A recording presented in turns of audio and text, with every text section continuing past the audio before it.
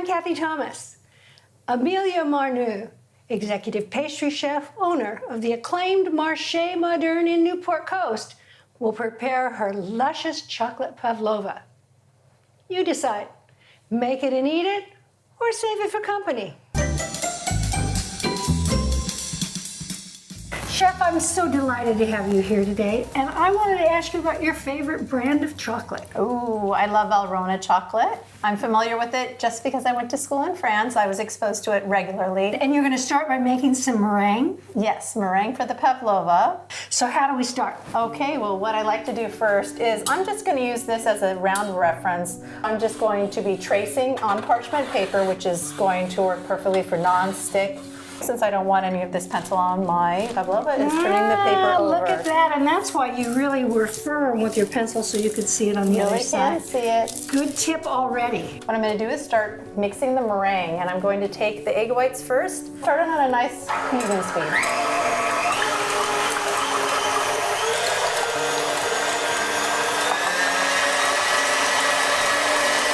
As you can see, it's getting nice and frothy, so at this point I will start adding the sugar.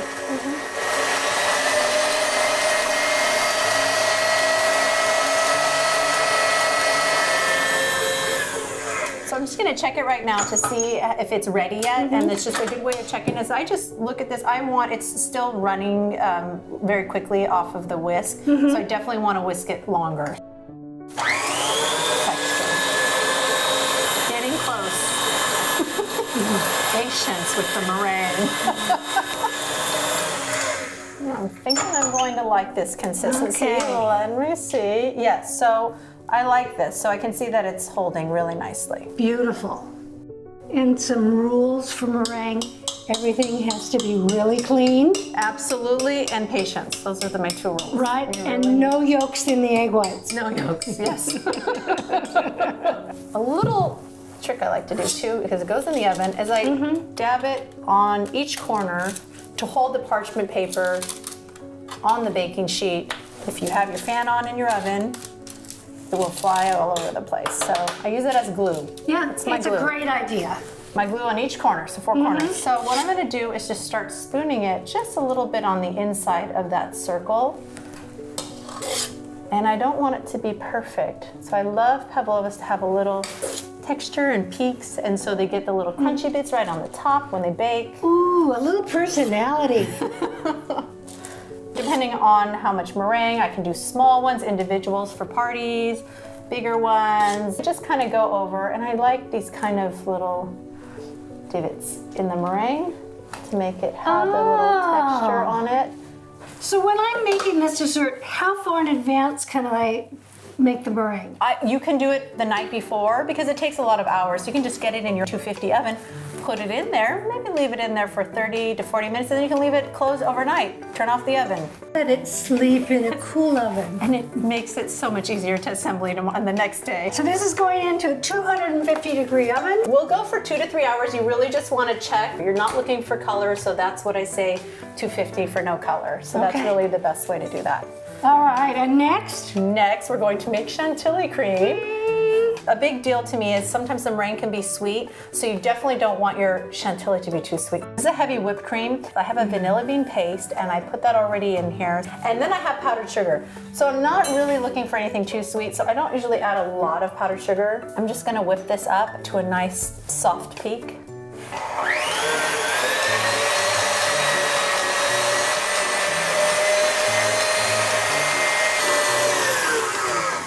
Firm peaks without turning it to butter. This is what I'm looking for. I want it to be, I want to be able to pipe it. Right now, I'll just place this in my piping bag. So I'm just going to fill this pastry bag with Chantilly cream. Just looking at this somehow makes me hungry. Nothing better than luscious Chantilly cream. So I'll be part of the assembly. Ready to go. Yes. All right, what's next? Okay, next we're going to be making the chocolate ganache. I have this heavy whipping cream. I'm going to pour it in the saucepan. Bring it to a slight simmer. I don't want it to be too hot, warm enough to melt the chocolate. And this is semi-sweet? This is a semi-sweet. But a piece of advice. Don't put this on and go out and talk to your next door neighbor. Yeah. I'm just going to let this kind of melt into the cream. Oh, it's beautiful. Isn't that gorgeous? Take your time and see it's melting really nice. Getting so beautiful and shiny. And just look at that. I mean, there's nothing better. It smells delicious too. So good. Just want to take a spoon and dive in. All right, assembly. Yes, that's the most exciting part. You worked so hard to get all of these elements together, waited hours for your meringue to be ready, and now finally. And you've made a chocolate cake. I made a chocolate cake. You can do vanilla, you don't even have to use cake. I would eat chocolate cake every day if I were king. Exactly, exactly. Is there sugar syrup in with the... Yes, I've just done equal parts of water and sugar and brought it to a boil and let it cool, and then I added my kirsch. So we're just soaking it to give that flavor. It's very traditional in the Black Forest cake to have a kirsch soak. And so what we'll do is start assembling the pavlova. This is chocolate mousse, and I'm just using that as the glue to hold this on the platter. Just place this right in the middle. I just do like little designs of chocolate mousse all around. I have these maraschino cherries that I'm using. I've cut them in half. These are the Italian variety that I like to use. Yeah, these aren't the scary red maraschinos. No, definitely not. You can just go crazy doing anything you want. You can add raspberries, you can add any fruits you'd like. So I think that looks very festive. And it's romantic for Valentine's Day. It is. I have some of these little chocolate feuilletines. I don't know if you want to try them because they're quite crunchy and delicious with chocolate. They're one of my favorites. Yeah, so they give a lot of crunch and they look pretty. And then as you're eating the dessert, you're getting a little crunchy. So you're getting lots of different textures. And that's what I like to do is build up the textures and the flavors and make it really interesting and taste good. And if you didn't have these at home, what could you use? Oh, I would get the wafer cookies that come in the round tin, break them up, melt some chocolate, and mix that. And that's the easiest. I think the pirouettes they're called. Yes, you just crush them up. Same concept, same idea. And then I have my Chantilly cream. So this is really fun. This is a St. Henri tip.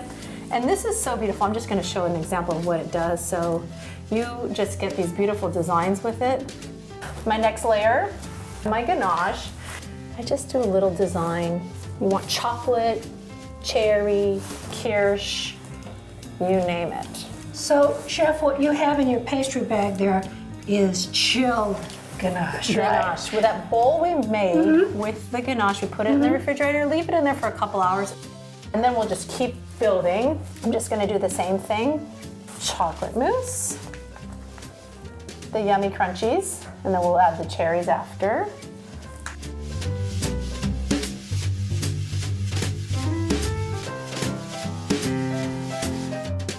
And then we're gonna finish it with beautiful shards of chocolate and whole cherries. I can't even imagine cutting into this. But when you do want to serve it, how do you do it? Well, what I would do is take each layer. I would take this layer off. You have cake, and I would take each layer off. And then we have the beautiful angel's hair, which is a caramel that I've prepared. You should see the kitchen after I did that. And I like to put this on top and all around. At night, it just glows. You bring it out to the table in the restaurant, and it just shines in the light. And it just looks so beautiful. Gorgeous. That's love, baby. There you go. Thank you, Amelia. I really appreciate it. Thank you. Here's a quick tip from Melissa's. Not only is coleslaw delicious, it's a great way to eat a bowl full of healthy veggies. It's a versatile salad that can easily change its personality by alternating the ingredients in the dressing. This easy version loads the perky dressing with poppy seeds. Start with about a half of a medium-sized green cabbage, and I'm going to cut out the core, putting a flat side down. I'm simply going to cut it into shreds. You could do this in a food processor with a slicing blade, but somehow I enjoy the chop part. I'm just going to give it a crosswise slice. You want about 2 generous cups Now to add color and sweetness, I want to include some carrots. I cheated and bought them already shredded, but sometimes they're really long, so I give them a little chop so that they're easier to eat. And some celery. I store my celery in ice water in the fridge, so I'm just going to get off some of that excess water. And I'm just going to cut it across like so. In my garden, I've got lots of beautiful Tuscan kale, so I just cut a couple of tender leaves. And so because they're tender, I'm not taking out the central stem, just folded it in half. I'm going to cut it into thin strips, and then crosswise, and into the salad. And then some herbs, some fresh basil. And I just kind of fold the leaves in half and again cut them crosswise. And a rough chop. I like to put in fresh dill too. I love the flavor of fresh dill. And I bought this a few days ago, brought it home from the market and wrapped it in a slightly moist towel and inside of a plastic bag that's left open at one end. And what that does is it keeps the water, just a little bit of water, in those leaves so it stays fresh. So this looks like it was just picked today. A little salt. And I'm going to give it a toss.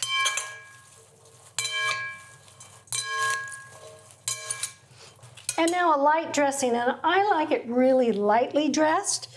Sometimes I make a nice little perky vinaigrette, but today I'm going to go more classic and use just a little bit of mayonnaise. I've got about 3 tablespoons here, about 2 teaspoons of white wine vinegar, and a teaspoon of poppy seeds. A tiny bit of salt, and a tiny bit of pepper. And we're there. Now that doesn't look like very much dressing. If you're a dressing person, you might want to double this and give it a toss.